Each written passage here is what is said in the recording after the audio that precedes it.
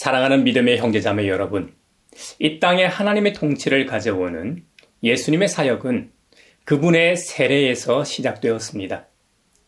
예수님께서 세례자 요한에게 물로 세례를 받으신 사건은 공관복음에 다 기록되어 있죠.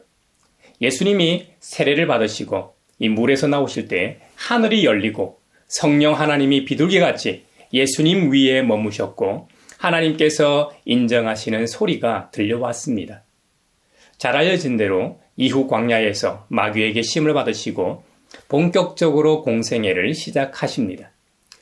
그래서 예수님을 하나님의 아들, 우리의 유일한 구원자, 예수 그리스도로 믿고 따르는 자들에게 있어서 예수님의 세례는 매우 중요한 의미를 지닙니다. 교회는 우리 주님께서 세례를 받으신 날을 기념하는 주님 수세 주일을 오랫동안 기억하며 지켜왔습니다. 오늘이 바로 주님 수세 주일입니다. 주님 수세 주일은 주현절과 깊은 관련이 있습니다. 주현절기는 초대교회 때부터 지켜지기 시작한 부활절, 오순절과 더불어 그리스도 교회에 있어서 3대 절기 중의 하나였습니다. 교회력으로 보면 성탄절보다도 더 역사가 오래되었죠. 그런데도 그동안 주현절은 개신교 내에서는 마치 잊혀진 절기와도 같았습니다. 특히 한국 교회에서는 주현절의 의미는 거의 잘 알려져 있지 않는 게 사실입니다. 그 이유들 중에 하나는 한국 교회가 교회력 중심의 예배와 목회보다는 세상의 달력에 맞춰 행사 중심의 목회가 주류이다 보니 그런 것 같습니다. 그동안 이 개신교회 내에서는 교회력의 중요성이 간과되어 왔고 그 결과로 교회력에 대한 이해도 부족했습니다. 그리스도 교회에서 가장 중요한 절기인 이 성탄절과 부활절은 매우 중요한 절기로 지키고 있죠. 그 외에도 성령 강림절에 대해서도 어느 정도 관심을 가지고 지켜왔습니다. 하지만 주현절을 지키는 교회를 여러분 보신 적이 있습니까? 적어도 한국 개신교회 내에서는 정말 보기 드문 일입니다. 여러분 중에는 주현절이 뭔가 하고 궁금해하실 분들도 아마 있겠군요. 주현절은 한자의 의미대로 우리의 주인 되신 주님께서 나타나셨다라는 뜻입니다. 영으로 존재하시는 창조주 하나님께서 보이는 형태로 나타나셨다는 의미입니다. 신학적으로 이 개념으로는 예수 그리스도 안에서 하나님이 세상에 자신을 계시하시고 나타내 보이신 것을 말합니다. 그러니까 정확한 표현을 하자면 성육신하신 예수 그리스도께서 자신을 세상에 드러내셨다라는 표현보다는 하나님께서 예수 그리스도 안에서 자신을 세상에 드러내셨다는 표현이 더 정확한 표현일 겁니다.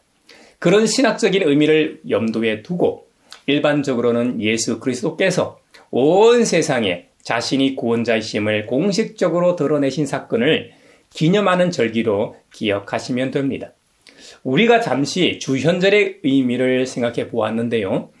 인간이신 나사렛 예수 그리스도 안에서 우리가 눈으로 볼 수 있게 하나님이 가장 분명하게 나타나신 것을 오늘날 우리에게 전하여 주는 절기라는 의미에서 주현절은 매우 의미 있고 중요한 절기라 하겠습니다.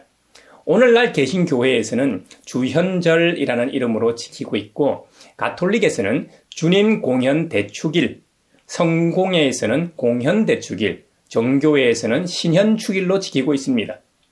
또는 예수님의 신성이 최초로 공식적으로 나타났다는 의미에서 공현절이라고 부르기도 합니다. 이 주현절은 고정적으로는 매년 1월 6일에 지킵니다. 다만 성도들이 주중에 모이기 어렵기 때문에 주일의 이 신비로운 사건을 기념하도록 조정해 1월 2일부터 8일 사이의 주일로 하고 있습니다. 서방교회 전통에서는 이날 동방 박사들이 예수님을 찾은 날로 보고요. 동방정교회에서는 이 세례자 요한이 예수님께 세례를 준 때로 봅니다. 그래서 주현절 이 첫 번째 주일은 우리 예수님께서 세례자 요한으로부터 세례를 받으시면서 공생애를 시작하신 것을 기념하는 주일이자 우리가 받은 세례의 의미를 되새기고 갱신하는 날이기도 합니다. 세례를 행하는 의식에서는 반드시 물이 필요하죠. 이런 씻는 의식은 고대 사회의 흔한 일이었습니다. 물을 통한 정결 예식이 어디서 시작됐다, 어디서 유래됐다고 딱히 말하기는 어렵습니다. 정확한 기원은 알 수 없기 때문이죠. 유대교 전통에서는 할례 후 흐르는 물 가운데 서서 율법을 읽어주고 물에 잠기게 한 후에 물에서 올라오면 완전한 유대인이 되는 하나의 입교 형식이 예식이었습니다. 또 사해사번으로 유명한 이 쿰난 동굴에서 생활하며 공동체 생활을 한 쿰난 공동체에서도 물로 씻는 정결 의식이 있었는데요.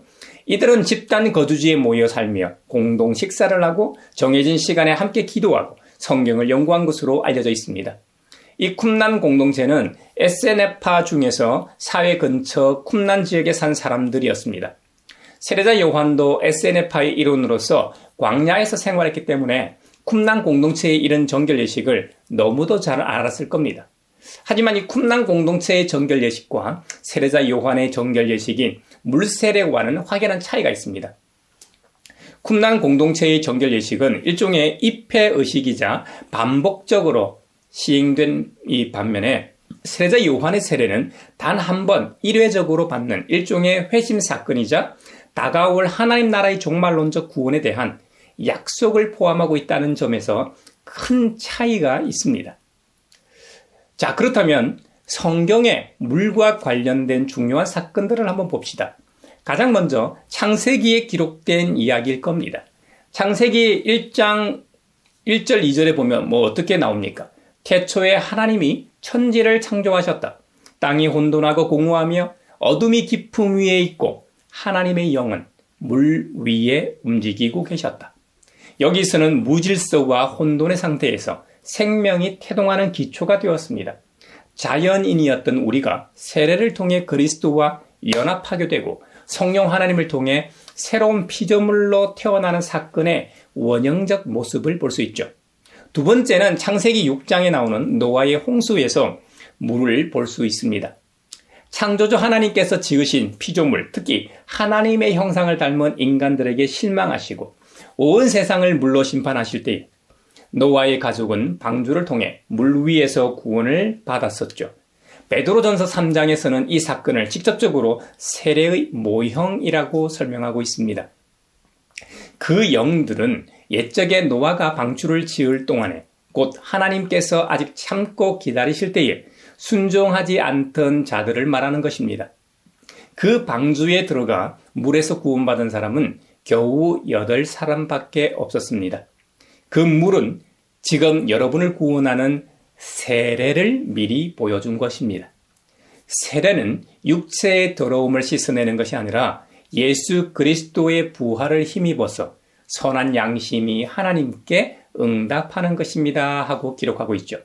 옛 인류의 죄악을 물로 씻어내고 방주를 통해 새로운 인류로 보존되는 과정을 보여주죠. 세 번째는 출애굽한 이 이스라엘 백성이 홍해를 마른 땅처럼 걷는 사건입니다. 이 역시 고린도전서 10장에서 사도 바울이 세례와 직접적으로 연결해서 해석하고 있습니다. 형제자매 여러분, 나는 여러분이 이 사실을 알기를 바랍니다. 우리 조상들은 모두 구름의 보호 아래 있었고 바다 가운데를 지나갔습니다. 이렇게 그들은 모두 구름과 바다 속에서 세례를 받아 모세에게 속하게 되었습니다.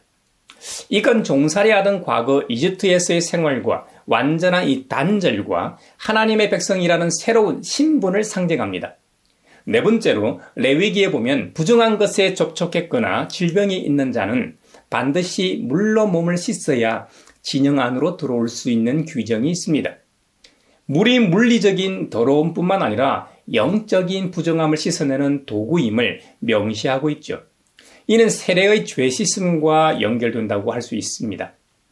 이 외에도 여호수아 3장에 보면 광야 40년 생활을 마친 이스라엘 백성이 약속의 땅 가나안에 들어가기 위해 마지막 관문인 요단강을 건넌 사건도 물과 연결되고 있죠. 열왕기하 5장에 나오는 시리아의 군사령관이었던 나아만 장군이 엘리사의 말에 순종하여 요단강에 몸을 7번 씻자 피부가 어린아이처럼 깨끗해진 사건도 있습니다.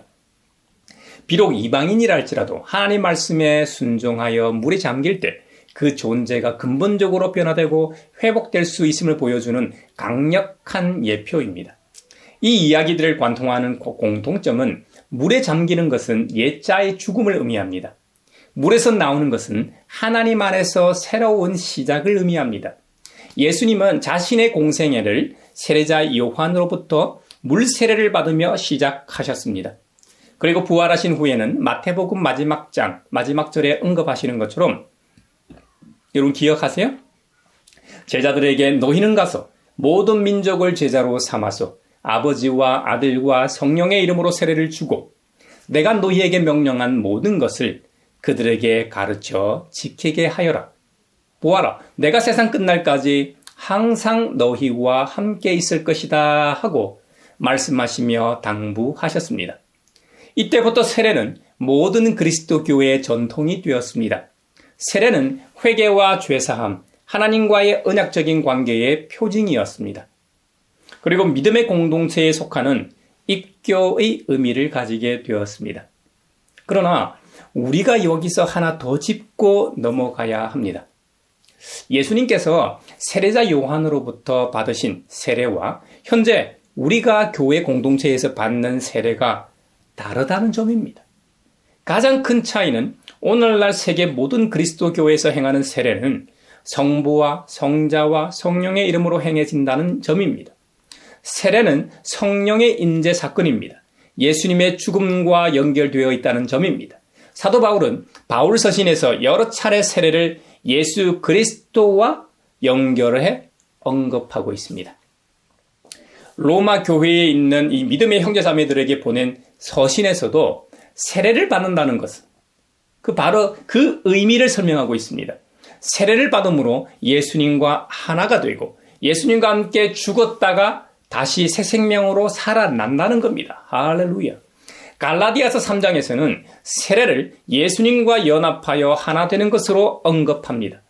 여러분은 모두 세례를 받아 그리스도와 하나가 되고 그리스도를 옷으로 입은 사람들이기 때문입니다. 골로새서 2장에서는 말이죠. 세례를 예수님과 함께 죽고 예수님과 함께 사는 것으로 언급합니다. 여러분은 세례로 그리스도와 함께 묻혔고 죽었고 또한 그분을 죽은 사람들 가운데서 살리신 하나님의 능력을 믿는 믿음으로 그리스도 안에서 그리스도와 함께 살아났습니다. 할렐루야. 베드로 사도도 베드로전서 3장에서 노아의 홍수와 연결해서 설명하면서 구원과 연결해서 언급합니다. 그 물은 지금 여러분을 구원하는 세례를 미리 보여준 것입니다. 세례는 육체의 더러움을 씻어내는 것이 아니라 예수 그리스도의 부활을 힘입어서 선한 양심이 하나님께 응답하는 것입니다. 할렐루야. 오늘날 세례의 예식은 여러 모양으로 행해지고 있습니다. 물속에 완전히 잠기는 예식인 침수, 물을 이렇게 붓는 예식인 관수, 그리고 오늘날 이 대부분의 개신교회에서 행하는 이 물을 뿌리는 예식인 살수를 세례 예식 방식으로 행하고 있습니다. 오늘날에도 정교회에서는 침례를 거행하고 있습니다.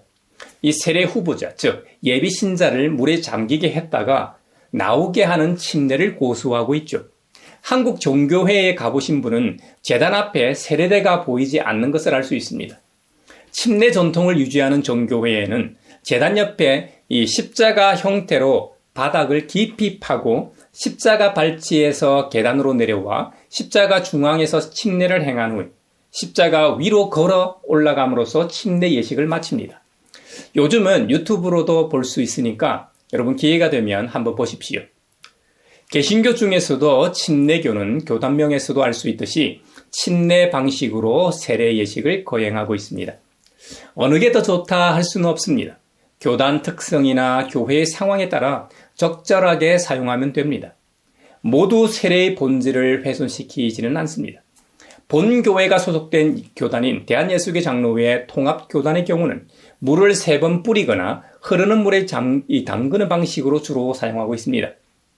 침수보다는 집례자의 목회관과 교회의 상황에 따라 관수 아니면 살수의 방식으로 행하고 있습니다. 우리 가양교회에서는 관수의 방식으로 세례 예식을 거행하고 있습니다.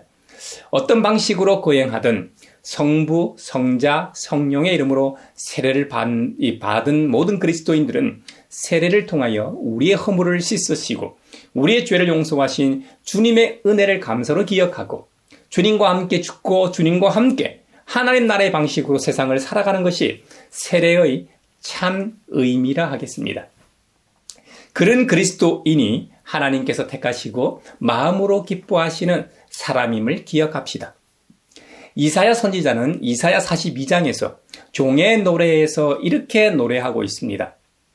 하나님의 종은 그는 소리치거나 목소리를 높이지 않으며 거리에서는 그 소리가 들리지 않게 할 것이다. 그는 상한 갈대를 꺾지 않으며 꺼져가는 등불을 끄지 않으며 진리로 공의를 베풀 것이다. 아멘. 여러분, 옛말에 빈수레가 요란하다고 하지 않습니까?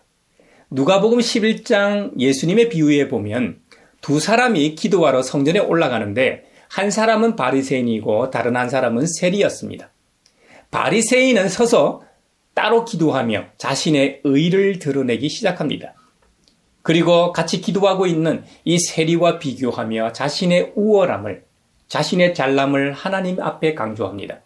예수님의 비유에서도 드러나듯이 자신의 의를 드러내고 자신의 선행을 돋보이게 하려고 하는 사람, 자기가 무엇이나 된 것처럼 여기는 그 사람은 대개 목소리가 높고 소리치는 법이잖아요.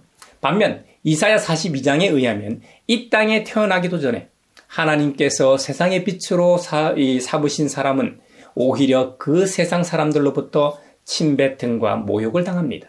그럼에도 불구하고 피하거나 얼굴을 돌리지도 않습니다. 그런 일을 당해도 마음 상하지 않는 사람이라고 이사야 선지자는 말합니다. 하나님께서 하나님이 이 마음으로 기뻐하시는 사람은 실로 우리가 받아야 할 고통을 대신 받고 우리가 겪어야 할 슬픔을 대신 겪으십니다. 우리의 허물 때문에 대신 찔리시고 우리의 악함 때문에 상처를 받으십니다. 우리의 평화를 위해 대신 징계를 받고 우리의 병을 위해 대신 매를 맞으시는 분입니다. 그는 죽기까지 자기의 영혼을 서슴없이 내놓으시는 분입니다. 예수님은 사랑하시는 제자들에게 자신의 죽음과 부활을 3번이나 걸쳐 예고하셨습니다. 그 예고에서 예수님은 내가 받는 세례를 너희가 받을 수 있겠느냐라고 반문하십니다. 예수님 자신이 분명히 세례를 자신의 십자가 죽음과 연결시켜 말씀하고 계십니다. 여러분, 그렇습니다. 세례는 하나님의 아들, 우리의 유일한 구원자, 예수 그리스도의 죽으심과 연합하는 것입니다. 세례를 통하여 우리는 예수님과 함께 죽음을 경험하게 됩니다. 예수님과 함께 죽음을 경험한 사람만이 예수님과 함께 다시 살아납니다. 이것을 경험한 사람만이 그리스도인이 가야 할 길을 압니다. 그런 자들을 향해 예수님께서는 너희 가운데서 누구든지 위대하게 되고자 하는 사람은 너희를 섬기는 사람이 되어야 하고 너희 가운데서 누구든지 으뜸이 되고자 하는 사람은 모든 사람의 종이 되어야 한다. 또 네 뺨을 치는 사람에게는 다른 쪽 뺨도 돌려대고 네 겉옷을 빼앗는 사람에게는 속옷도 거절하지 말아라고 말씀하셨습니다. 대로 받으면 말로 갚는 게 세상 이치입니다. 관용을 베풀어라는 것이죠. 너희 원수를 사랑하고 너희를 박해하는 사람을 위하여 기도하라. 원수를 사랑하고 심지어 어떻게 해요? 기도까지 해주라는 겁니다. 이런 일을 어떻게 할 수 있습니까? 세례를 통해 예수님과 함께 죽음을 경험한 사람만이 할 수 있습니다. 세례를 통해 예수님과 함께 다시 살아난 사람만이 할 수 있습니다. 이것이 세례의 능력입니다. 이것은 단순한 물 세례를 의미하는 게 아닙니다. 세례자 요한이 말한 것처럼 성령으로 세례를 베푸시는 예수님의 참 세례를 경험한 사람만이 할 수 있습니다. 예수님께서도 거듭남의 비밀을 질문하는 니고데모에게 답하시면서 뭐라고 말씀하셨습니까? 누구든지 물과 성령으로 나지 아니하면 하나님 나라에 들어갈 수 없다.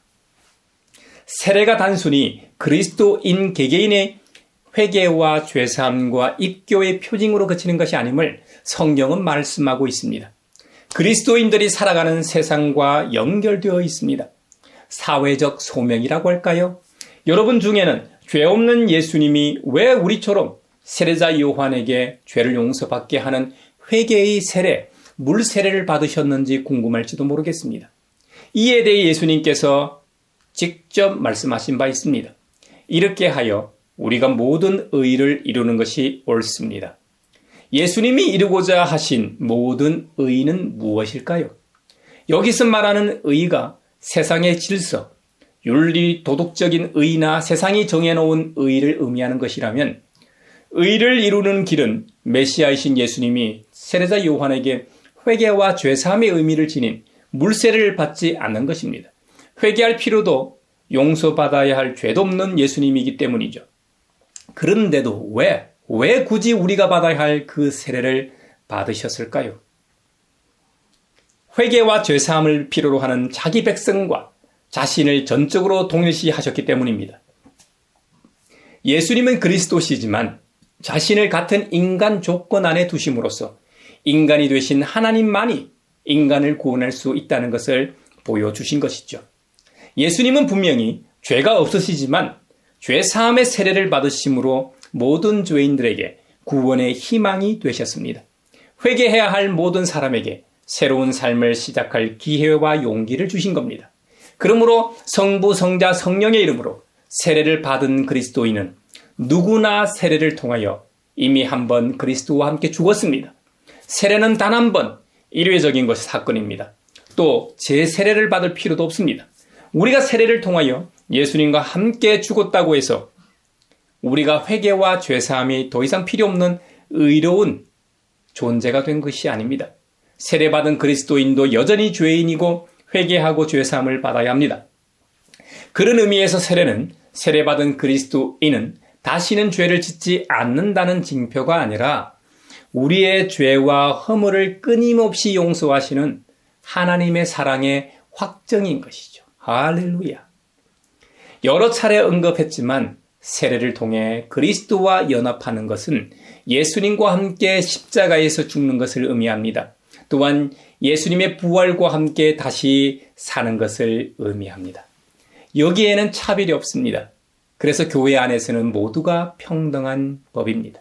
제가 담임 목회자이기 때문에 더 높다거나 신앙생활한 지 얼마 되지 않은 초신자이기 때문에 더 낮은 것도 아닙니다. 우리 모두는 그리스도 우리 주님 안에서 모두가 평등합니다. 결코 차별이 있을 수 없습니다. 하나님께서 사람을 외모로 보시지 않는 것처럼 우리도 사람을 외모로 판단해서는 안 되겠습니다. 사회적 신분이나 지위, 그 사람의 능력과 가진 재력 등으로 사람을 판단해서는 안 됩니다. 성부, 성자, 성령의 이름으로 세례를 받은 모든 그리스도인들은 그리스도를 머리로 한 몸의 지체로서 세계 교회의 한 식구가 됩니다. 저는 이런 일을 꿈꿔봅니다. 남미나 아프리카에서 신앙생활하는 이 그리스도인들 중 한 사람이 한국에 놀러 왔습니다. 잘 데가 없습니다. 먹을 게 없습니다. 그때 우리 교회에 와서 먹고 자는 그런 꿈 말입니다. 저는 남미의 어느 교회에서 신앙생활하는 누구입니다. 저는 아프리카의 어느 지역의 교회에서 신앙생활하는 누구입니다. 저는 동남아의 어느 지역에 있는 교회에서 신앙생활하는 누구입니다. 하면 우리 교회에서는 우리의 형제자매처럼 대하는 겁니다. 현실적으로 쉬운 일은 아닙니다만 그런 일이 현실이 되길 바랍니다. 전장에서 함께한 전우는 정말 각별합니다. 왜요? 생사를 함께한 존재이기 때문이죠. 모든 그리스도인들 역시 마찬가지입니다. 우리는 세례를 통해 모두 다 그리스도와 함께 이미 죽었습니다. 그리고 그리스도와 함께 새로운 인생을 사는 존재들이기 때문입니다. 세례를 통해 우리 모두는 예수님과 연합하게 됩니다. 예수님과 연합한다는 말은 그분을 머리로 한 몸을 이루고 있는 모든 믿음의 형제자매의 지체들이 하나라는 의미입니다. 하나. 그러므로 서로를 인정하고 존중하고 믿어주며 서로 사랑해야 합니다. 그런 의미에서 주님 수세 주일을 맞이하는 오늘 감사로 우리 각자가 받은 세례를 기억하고 우리를 무한히 사랑하시는 하나님의 능력을 믿는 믿음으로 세상으로 나아갑시다. 세상의 어떤 환난이나 어려움도 우리를 낙담시키지 못합니다. 끝내 믿음으로 세상에서 하나님 나라를 경험하며 예수 그리스도의 복음을 전파하며 살 것입니다. 이것이 우리 주님 예수 그리스도와 함께 죽고 함께 다시 사는 세례받은 그리스도인의 모습입니다.